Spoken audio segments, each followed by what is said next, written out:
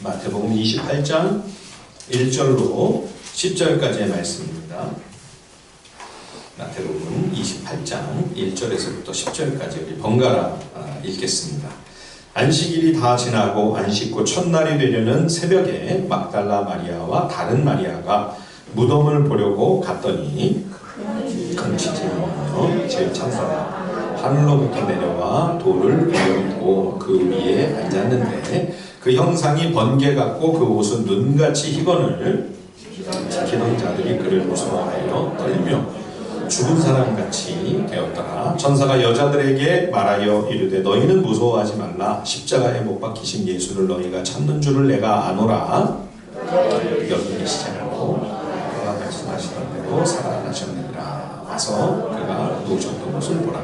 또 빨리 가서 그의 제자들에게 이르되 그가 죽은 자 가운데서 살아나셨고 너희보다 먼저 갈릴리로 가시나니 거기서 너희가 배우리라 하라. 보라 내가 너희에게 일렀느니라 하거늘 그 여자들이 무서움과 큰 기쁨으로 빨리 무덤을 떠나 제자들에게 알리려고 다름질하였으되 예수께서 그들을 만나 이르시되 평안하냐 하시거늘 여자들이 나아가 그 발을 붙잡고 경배하니 이에 예수께서 이르시되 무서워하지 말라. 가서 내 형제들에게 갈릴리로 가라 하라. 거기서 나를 보리라 하시니라. 아멘.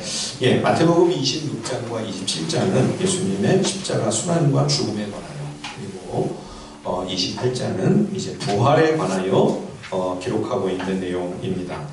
27장에서 예수님의 십자가 죽음에 관한 그 말씀을 살펴보면 예수님이 십자가에서 운명하시는 순간 두 가지 괄목할 만한 그러한 사건이 일어났다. 마태는 그렇게 증언을 합니다. 첫 번째는 성전 안에 지성소와 성소 사이를 구분하고 있던 휘장이 찢어집니다.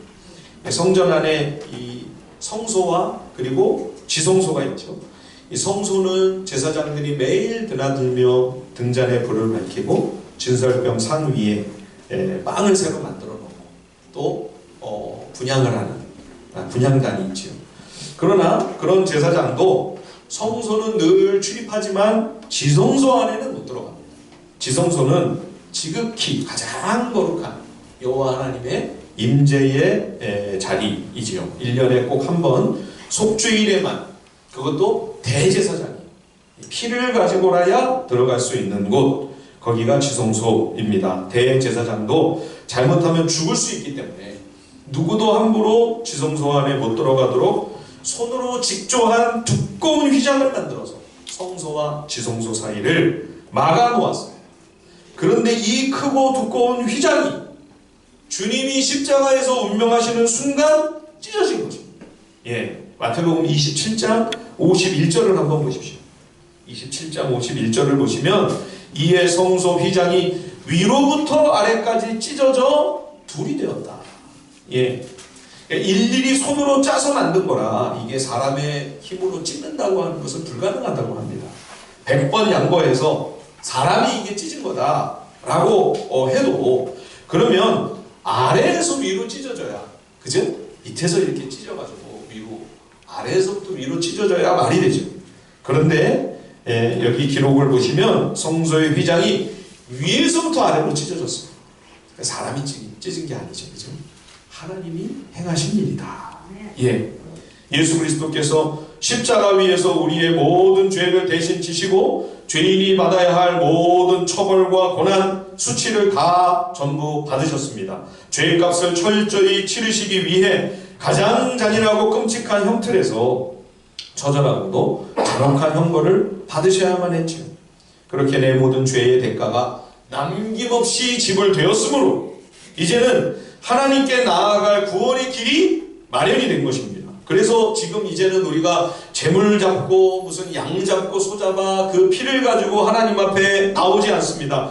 언제든 예수님의 이름으로 우리는 하나님 아버지 앞에 나아가 기도할 수 있습니다. 오늘도 이렇게 우리는 어떤 걱정, 근심, 두려움도 없이, 그죠? 구약시대에 하나님 앞에 휘장을 가르고 대제사장이 들어가려면 피를 가지고 들어가면서도 벌벌벌 떨면서 혹시라도 뭐가 하나 잘못되면 죽는 거 아니에요, 그죠? 우리는 이제 그런 걱정, 두려움 없이 예수님의 십자가 피를 오직 의지하여 하나님 앞에 이렇게 담대히 나와 하나님 아버지의 이름을 부르며 찬양하며 주님을 만날 수 있는 생명의 문이 우리에게 활짝 열린 것이죠. 예.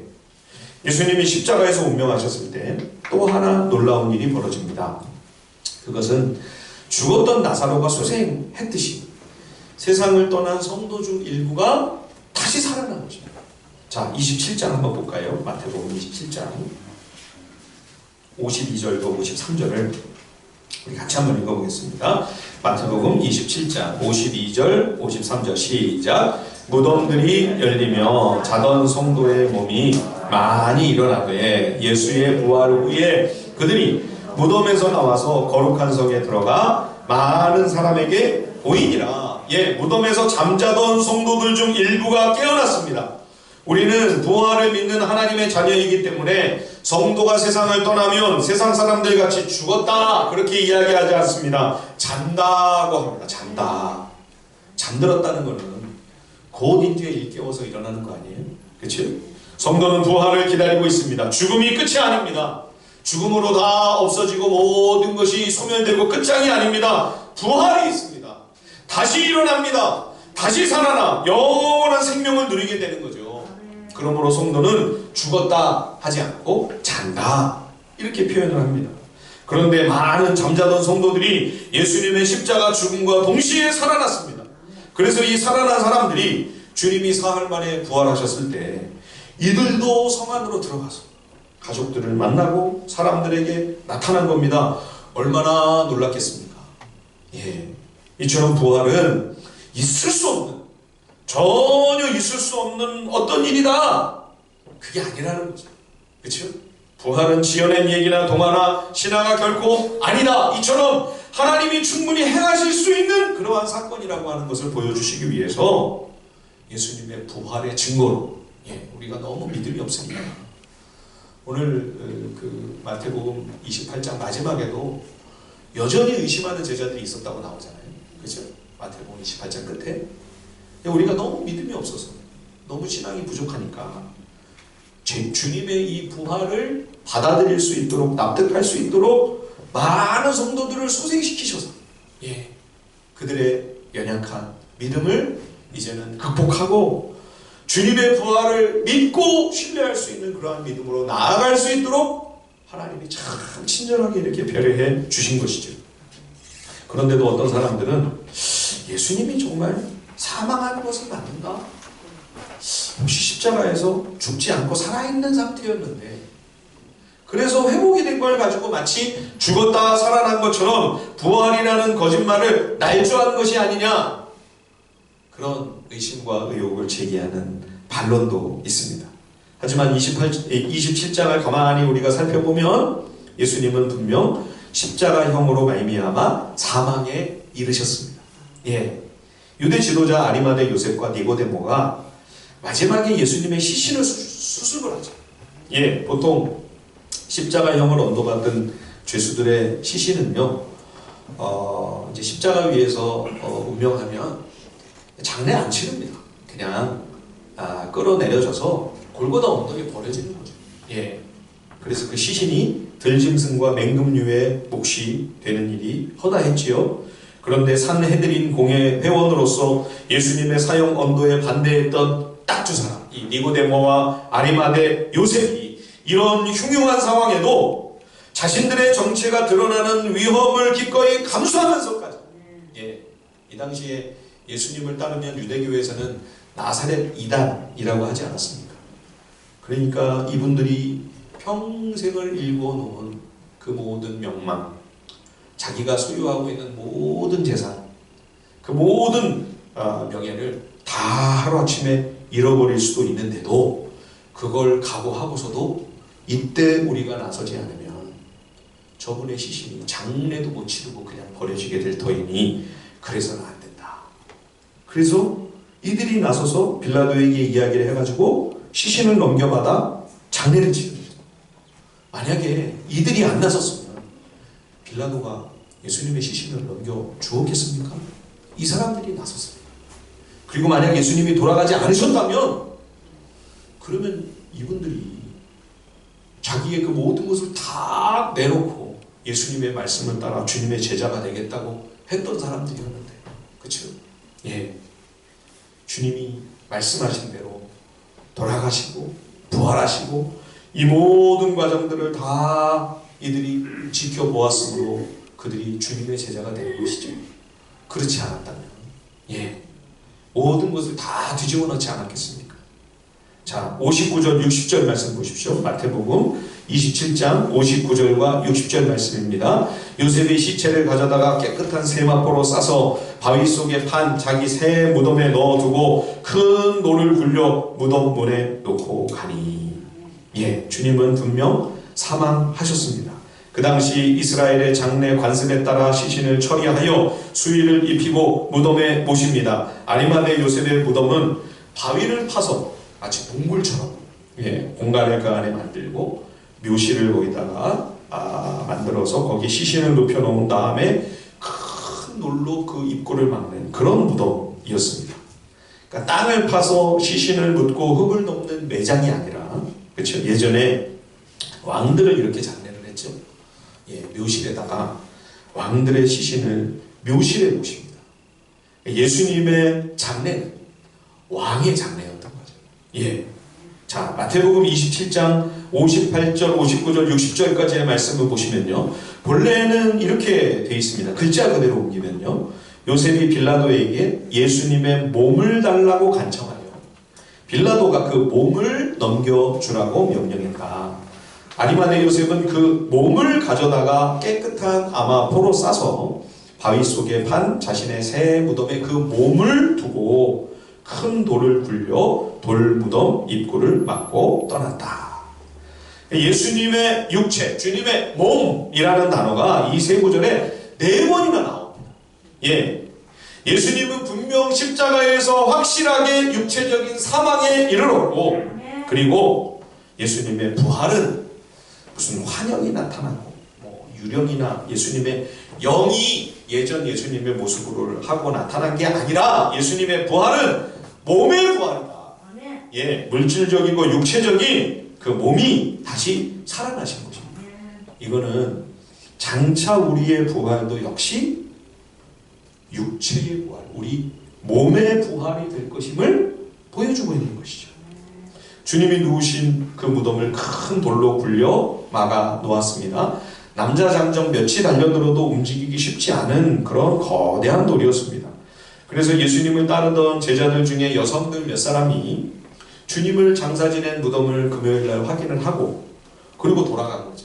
그리고 그 다음 날이 안식일이고 토요일, 그 다음에 이제 주일날 새벽에 예수님 시신에 향품을 바르기 위해서 장례의 절차가 아직 좀 더 남아있던 거죠. 이른 새벽 무덤으로 달려가는데 가면서도 뭘 걱정하냐면 누가 우리를 위해 그 큰 돌을 굴려주겠는가. 그러니까 자기들이 아무리 다 달라붙어서 해도 그거는 그들의 힘으로는 어림없다는 판단이 있었던 거죠. 그러면서도 예, 집에 그냥 있을 수는 없고 주님이 너무 생각하고 주님을 너무 사랑해서 그래도 혹시 모르니까 한번 가보자 하고 그 이른 새벽에 무덤으로 달려왔던 거죠. 그런데 바로 그 전날 무슨 사건이 있었냐면요, 안식일이죠. 예수님이 부활하기 전날 예수님 돌아가시고 나서 그 장세 지내고 이제 그 다음날 안식일 당일에 대제사장과 바리새인들이 총독 빌라도에게 또 찾아갑니다. 무덤을 완전히 봉쇄하고 군병들로 하여금 지키게 해야 된다.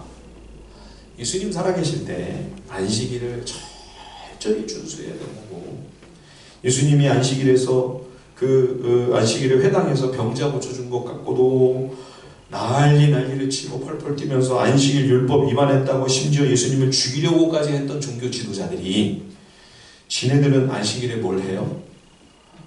예, 빌라도 총독에게 찾아가가지고 작당 모의를 하는 거예요. 예. 예수님 생전에 당신이 십자가에서 순환을 받고 세상을 떠나실 것이지만 그러나 사흘 만에 다시 살아난다 말씀하셨습니다. 그런데 제자들 중 아무도 누구 한 사람 예수님의 부활을 기대하거나 기다린 사람이 단 한 명도 없어요. 예. 심지어 사흘째 되는 날 이른 아침 무덤으로 달려갔던 여인들조차 주님이 부활하시리라고는 예상치 못했어요. 예, 꿈도 꾸지 못한 겁니다. 워낙 그 십자가 죽음이 끔찍하고 처참하고 참담한 일이었기 때문에 그 엄청난 트라우마와 충격으로 인해서 아무도 부활의 가능성에 대해서는 전혀 너무나 정말 비참한 정말 절망과 좌절 가운데 있었기 때문에 누구도 그 말씀을 생각하지 못했던 것이죠. 그러나 공교롭게도 이 말씀을 기억한 사람들이 있었습니다.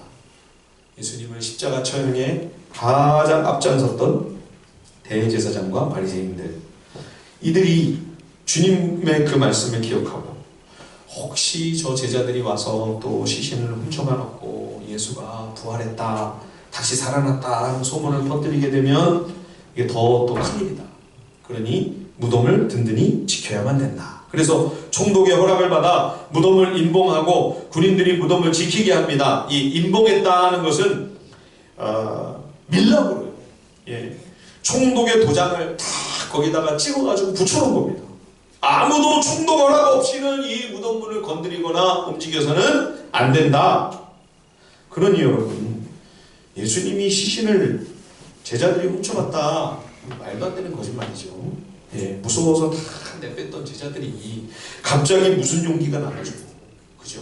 그 중무장한 군병들을 어떻게 제압을 하고, 그 큰 돌을 굴려내고, 그 큰 돌은 도장으로 총독이 봉인한 그런 무덤문인데, 그죠? 그거를 어떻게 뜯어내고 주님 시신을 훔쳐갈 생각을 했겠습니까? 말도 안 되는 얘기죠. 그 오합지졸의 소심한 제자들이. 이런 앞뒤가 전혀 맞지 않는 허술한 거짓말을 유대 지도자들이 급조했다고 하는 것은 저들이 당황할 수밖에 없는 심히 당혹스러운 상황이 벌어졌음을 우리에게 확신케 해줍니다. 무덤에 주님의 시신은 없고 그 무덤이 텅 비어 있었던 거죠. 돌은 굴려져 버려. 군병들은 사라져 버려. 그죠? 그게 확실한 팩트였던 겁니다. 예수님을 장사했던 아리마대 요셉의 무덤은 비어 있었습니다. 그렇지 않으면 종교 지도자들이 왜 굳이 그런 말을 지어냈겠습니까? 총독이 단단히 봉하고 군병들로 하여금 든든히 지키도록 한 그 일이 안식일에 심지어 이 지도자들이 총독에게까지 달려와가지고 얼마나 불안하고 얼마나 두려워. 그렇죠? 그래서 꼭 지켜야 된다고 그렇게 단단히 무덤을 봉했던 그 일이 오히려 주님의 부활의 확실성을 증명해주는 또 하나의 확실한 증거가 된 셈이죠. 예. 그리고요, 고대에는요, 여성들의 증언은 효력이 없었습니다. 예. 여성분들이 지금 들으시면 분개하실 만한 일인데, 예, 그 당시에는 뭐 사람 숫자를 셀 때 여성들은 세지 않았으니까요. 그러니까 그런 분들이 법정에서 증언을 한들 무슨 신빙성이 있었겠습니까? 그래서 확실한 증언이 되려면, 법정에서 채택될 만한 그런 효력이 있는 그런 증언이 되려면 남성들의 증언이 나야 돼요. 그러니까 만약 복음서의 저자들이 이 부활을 날조하고 조작하려고 했다면 최초의 부활의 증인을 여성으로 절대 세울 리가 없죠. 그렇지 않습니까? 근데 복음서를 보면 예수님을 가장 먼저 만난 사람들은 누구? 최초의 증인이 누구냐? 최초의 목격자가 누구냐? 다 여성들이에요. 예. 이것은 부활이 지어낸 이야기가 아니다 라고 하는 사실을 우리에게 보다 더 신뢰할 수 있게 해주는 또 하나의 증거인 거죠. 자, 그러면 실제로 무덤에서 무슨 일이 일어났는가 우리 다시 한번 읽어볼까요? 자, 마태복음 28장 1절로 6절까지를 우리 다시 한번 우리 한 목소리로 같이 한번 읽어보겠습니다. 1절로 6절까지 시작. 안식일이 다 지나고 안식 후 첫날이 되려는 새벽에 막달라 마리아와 다른 마리아가 무덤을 보려 갔더니 큰 지진이 나며 주의 천사가 하늘로부터 내려와 돌을 굴려내고 그 위에 앉았는데 그 형상이 번개 같고 그 옷은 눈같이 희건을 지키던 자들이 그를 무서워하여 떨며 죽은 사람과 같이 되었더라. 천사가 여자들에게 말하여 이르되 너희는 무서워하지 말라. 십자가에 못 박히신 예수를 너희가 찾는 줄을 내가 아노라. 그가 여기 계시지 않고 그가 말씀하시던 대로 살아나셨느니라. 와서 그가 누우셨던 것을 보라. 아멘. 예, 이 여인들이 안식 후 첫날 주일 이른 새벽에 무덤으로 달려갔는데 지진이 일어난 겁니다. 갑자기 큰 지진이 일어나서 또 천사가 하늘에서 내려와 그 무덤 입구를 막고 있던 이 거대한 돌을 굴려버렸어요. 무덤이 활짝 열린 거죠.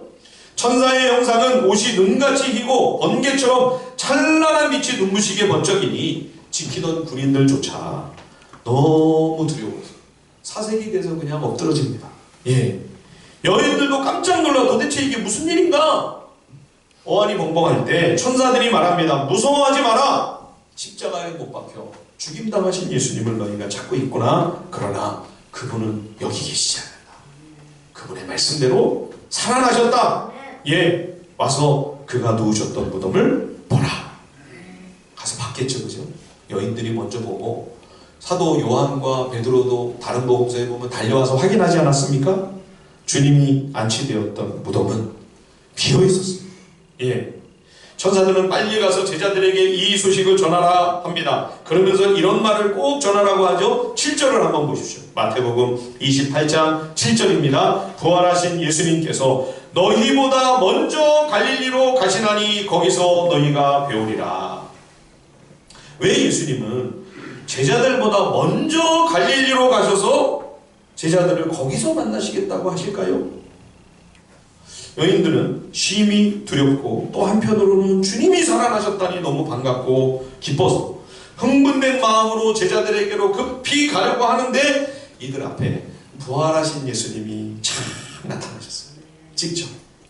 주님이 반갑게 인사를 하셨을 때 여인들은 놀랍고 감격스러워 주님 발을 붙들고 엎드려 경배합니다. 꿈인가 생시인가 싶을 정도로 너무 기뻤지만 그러나 동시에 얼마나 두려웠겠습니까? 무서워서 벌벌벌 떨고 있지 않았을까요? 이게 무슨 일인가 도대체. 주님이 말씀하십니다. 자, 10절 같이 한번 읽어보겠습니다. 10절입니다. 시작. 이에 예수께서 이르시되 무서워하지 말라. 가서 형제들에게 갈릴리로 가라 하라. 거기서 나를 보리라 하시니라. 예수님도 천사가 한 똑같은 말씀을 하시죠. 갈릴리에서 너희가 나를 만나리라. 갈릴리로 가라. 그렇게 제자들에게 전해라. 아니 왜 꼭 갈릴리에서 보자고 하실까요? 예루살렘에서 보시면 안 됩니까?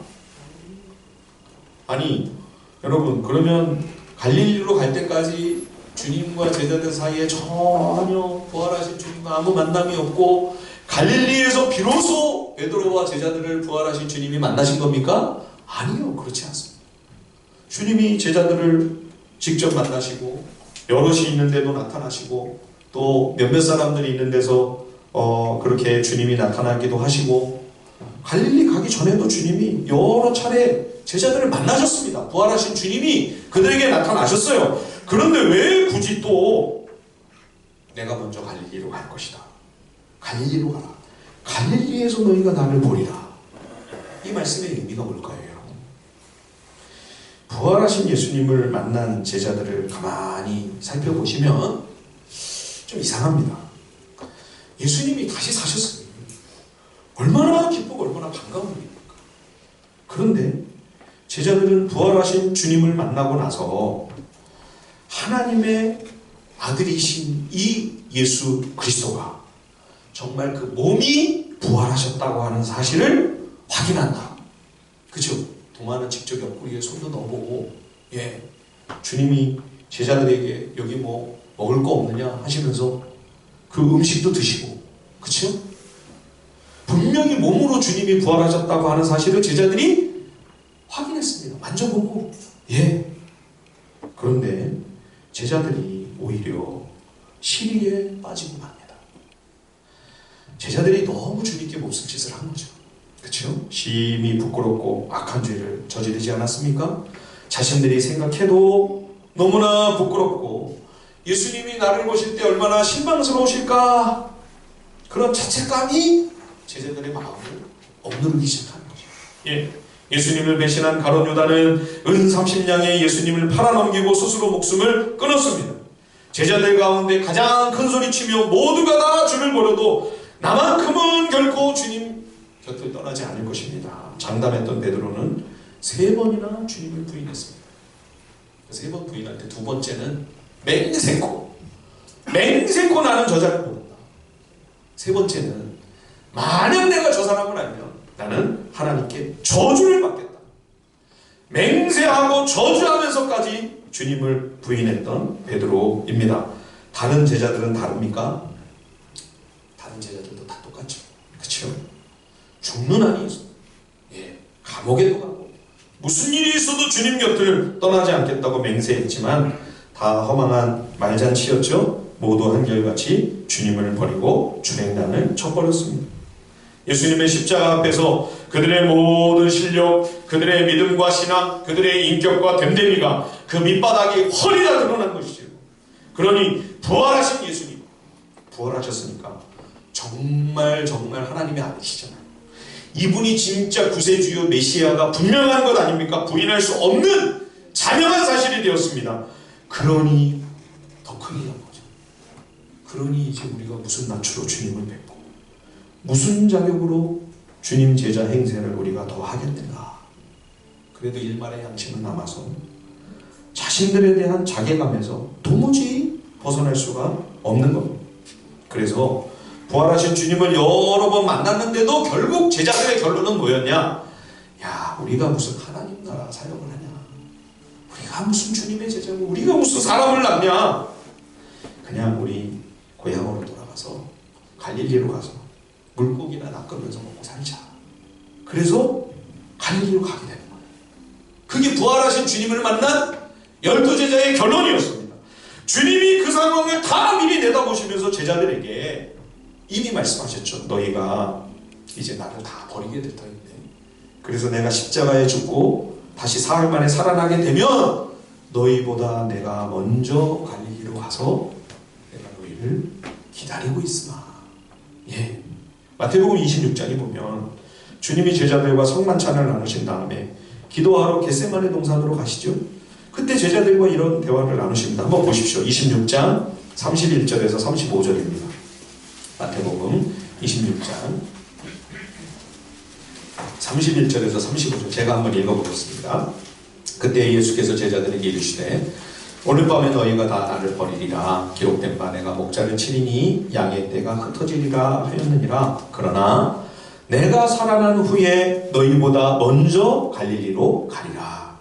베드로가 대답하여 이르되 모두 주를 버릴지라도 나는 결코 버리지 않겠나이다. 예수께서 이르시되 내가 진실로 내게 이르노니 오늘 밤 닭 울기 전에 네가 3번 나를 부인하리라. 베드로가 이르되 내가 주와 함께 죽을지언정 주를 부인하지 않겠나이다 하고 모든 제자도 그와 같이 말하니라. 이 죄가 참 무서운 게 뭐냐면요, 내가 어떤 존재인지를 모르게 하는 거예요. 내가 얼마나 약하고 내가 얼마나 허술하고 내가 얼마나 신실하지 못하고 아무것도 아닌 그런 존재인지, 내가 얼마나 악하며 교활하며 간사한지 간교한지, 내가 그런 죄인이라는 사실을 전혀 모르게 해요. 그래서 베드로나 제자들처럼 우리도 꽤 내가 신앙이 있고 그래도 믿음이 꽤 괜찮은 줄 착각하고 있는 거예요. 그러나 주님은 베드로가 아무리 호언장담을 해도 너는 참담하게 실패하게 될 것이고 결국 주님의 부활을 목격하고서도 스스로에 대한 실망과 회의로 인해 갈릴리로 되돌아가게 될 것까지도 알고 계시는 거예요. 거기까지 보고 계시는 거죠.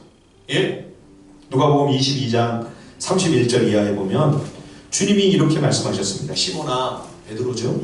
시몬아, 보라, 사탄이 너희를 밀가부로 타려고 요구하였으나 그러나 내가 너를 위하여 네 믿음이 떨어지지 않기를 기도하였노니 너는 돌이킨 후에 내 형제를 굳게 하라.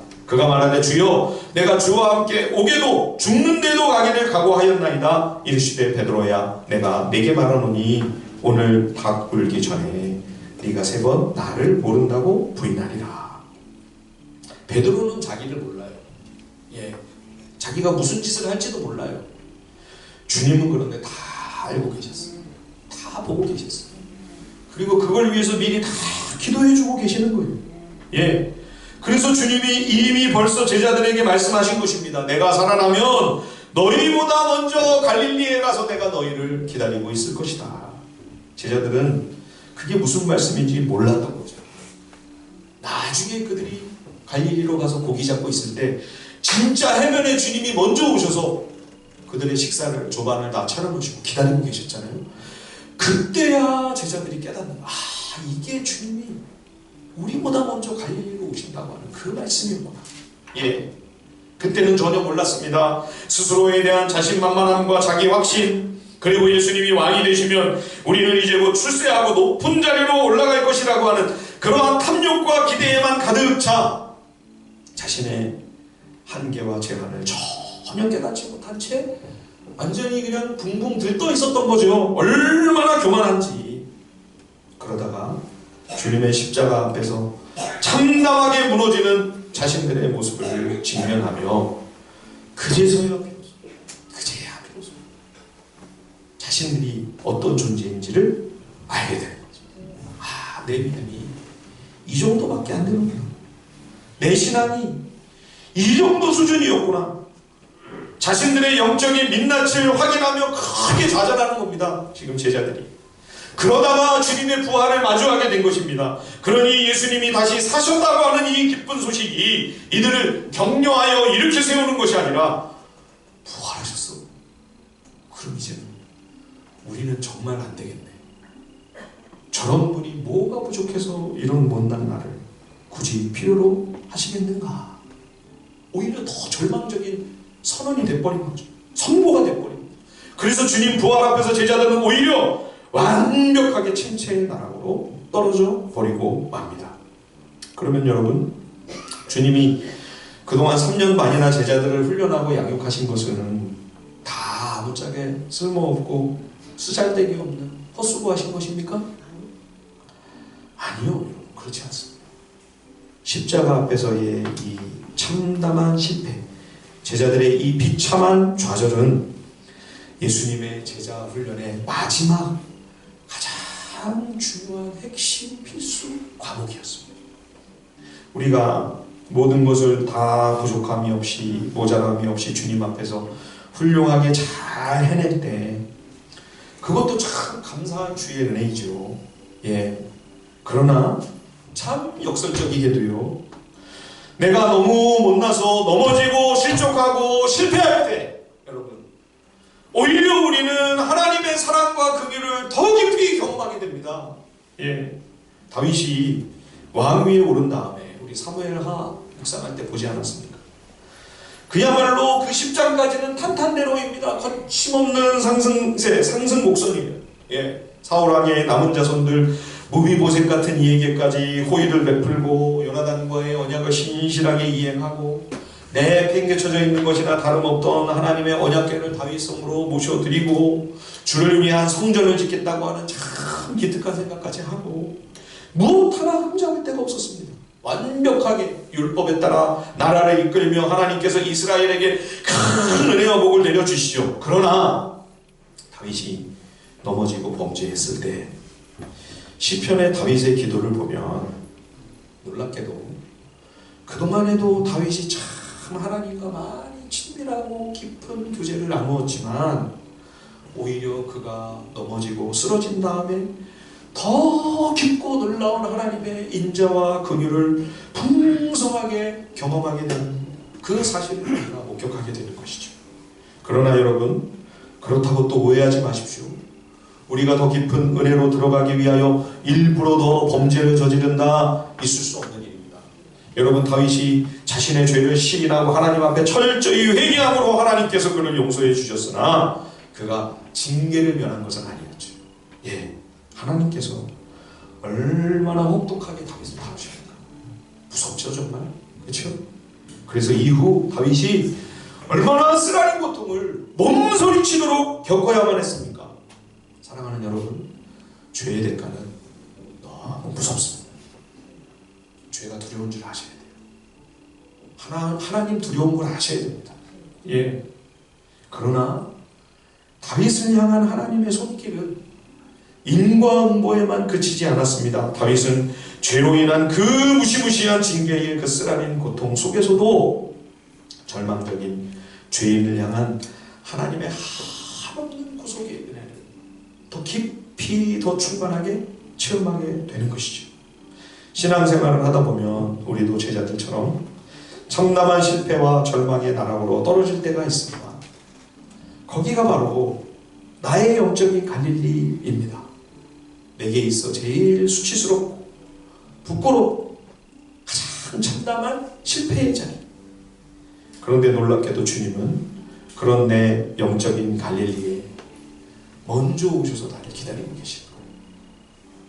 그러므로 나의 영적인 갈릴리는 낭만과 좌절과 자포자기의 자리가 될 수 없습니다. 나의 그 비참한 영적 갈릴리야말로 거기가 바로 주님을 더 깊이 만날 수 있는 곳입니다. 거기서 더욱 주님의 사랑을 경험하게 되며 하나님의 자비와 은총을 더 뜨겁고 생생하게 만나는 인생의 반전이 되는 자리, 거기가 내 영혼의 갈릴리입니다. 요한복음 21장에서 제자들이 힘없이 고기 잡기 위해 그물을 들이우던 그 갈릴리 해변에 주님이 먼저 오셔서 제자들을 위해 조반을 다 치워놓으시고 베드로를 비롯한 제자들을 기다리시며 다시 만나주시는 참 그 감격스럽고 은혜로운 장면을 우리가 기억하죠. 베드로와 제자들에게 있어 갈릴리는 수치스러운 곳입니다. 고향이 그리워서 온 겁니까? 고향이 너무 좋아가지고 우리 고향에 가서 살고 싶다 그런 마음 있잖아요. 그래가지고 지금 좋아가지고 온 거예요? 아니요. 예. 주님을 너무너무 사랑하기는 하는데 그러나 더 이상 그분의 낯을 고개를 들고 그분의 얼굴을 뵐 낯이 없어서 도망쳐 와서 숨은 곳이 갈릴리잖아요. 그치? 그런데 주님은 뭐라고 말씀하셨어요? 갈릴리에서 너희가 나를 보리라. 내가 갈릴리에서 너희를 더 깊이 더 따뜻하게 너희를 만나줄 것이다. 제자들이 평생에 잊지 못할 가장 따뜻한 주님의 사랑을 추억할 놀라운 은혜의 자리로 그 부끄러운 갈릴리를 자랑스럽고 감사하고 감격적인 그러한 갈릴리로 주님이 바꿔놓아 버리시죠. 베드로가 상상도 못했다. 내 양을 먹여라. 내 양을 먹여라. 내 양을 먹여라. 그 영광스럽고 가슴 벅찬 하나님 나라의 귀한 사명으로 그를 다시 초대해 주시죠. 주님과는 이제 끝이라고 생각을 했습니다. 제자들은 이제 부활하신 그리스도를 다시는 뵐 수 없겠지. 그런데 그 부활하신 주님이 막장과도 같은 그 수치의 갈릴리를 직접 다시 찾아오셔서 실패한 제자들을 먹이시고 위로하시며 그들에게 변함없이 하나님 나라의 그 소중하고 귀한 사명을 부탁하시는 거죠. 사랑하는 여러분, 혹시 여러분도 지금 갈릴리에 계십니까? 이제는 더 이상 아무 소망이 없다고 좌절하고 낭만하여 계십니까? 그러나 여러분, 주님이 먼저 와 계세요. 그 주님을 찾으십시오. 그 주님의 이름을 부르십시오. 그 주님께 나아가십시오. 저는 가룟 유다가 너무너무 아쉬워요. 가룟 유다. 예. 베드로나 가룟 유다나 여러분 50고 100고 아닙니까? 만약에 가룟 유다가 베드로처럼 나가서 심히 통곡을 하고 스스로에게 깊이 절망하고 죄인된 자신의 존재에 대해서 철저히 회개하고 그래서 다른 제자들과 같이 갈릴리로 갔다면 거기서 먼저 찾아와 기다리고 계시는 예수님을 그가 다시 만났다면 여러분 어떤 일이 벌어졌을까요? 유다도 베드로와 사도 요한, 사도 바울과 함께 어깨를 나란히 하는 주님의 사도로서 하나님 나라의 소중한 일임을 감당했을 것입니다. 아주 멋지게 주님의 귀한 사명을 감당하지 않았을까. 왜냐하면 믿음의 사람들 가운데 영적 갈릴리를 경험하지 않은 사람은 단 한 사람도 없기 때문입니다. 다윗은 물론 아브라함, 모세, 엘리야, 예레미야, 마가 요한, 심지어 세례 요한까지도. 그렇죠?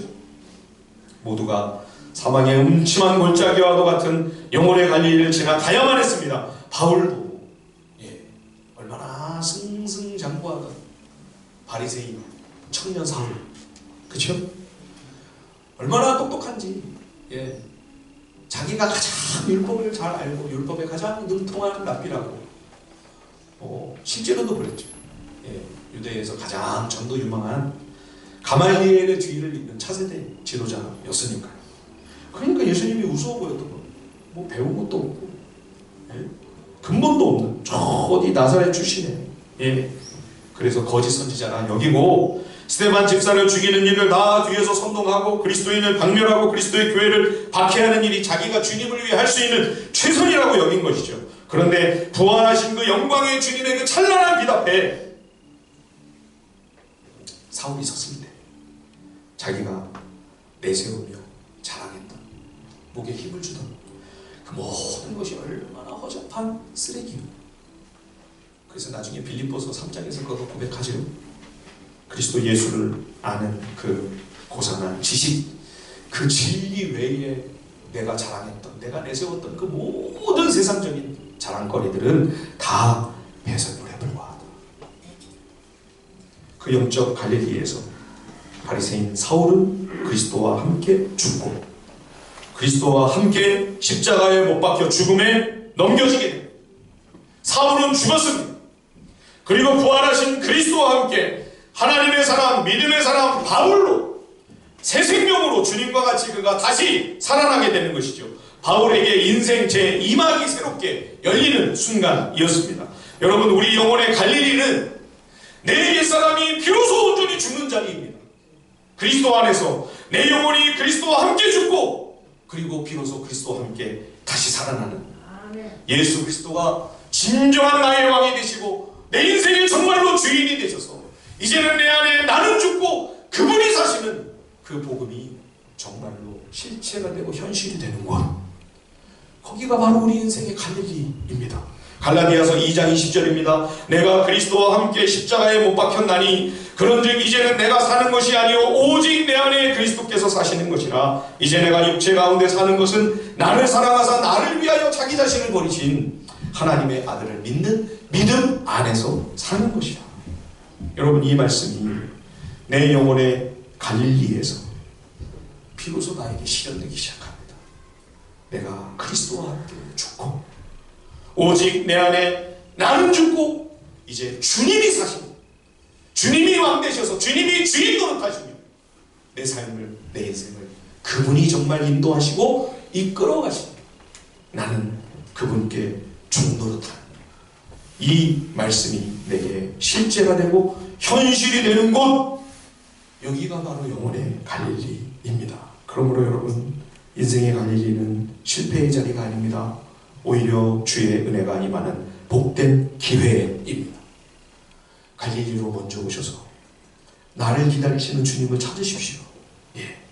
내 부끄러운 허물, 그 모든 연약함, 수치스럽고 참담한 그 모든 죄악을 주님 앞에 낱낱이 다 고하십시오. 주님의 긍휼을 구하십시오. 주님의 도우심을 구하십시오. 주님이 손 내밀어 주세요. 주님이 손 내밀어 주십니다. 내 모든 죄악을 다 대신 짊어지시고 십자가에서 피 흘리신, 나를 위해 흘리신 그 피가 묻은 그 손을 내게 내밀어 나를 꼭 붙들어 주시고 나를 알아주시고 나를 일으켜 주시는 거죠. 그 십자가의 깊이 동참하여 주님과 온전히 하나가 되시고 주님과 더욱 가까이 연합하십시오. 그래서 그 부활의 능력으로 승리하며 살아가는 복된 우리 하멜비전 식구들이 다 될 수 있도록 주님의 이름으로 간절히 축원드립니다. 우리 시간 함께 찬양하고요. 주님 앞에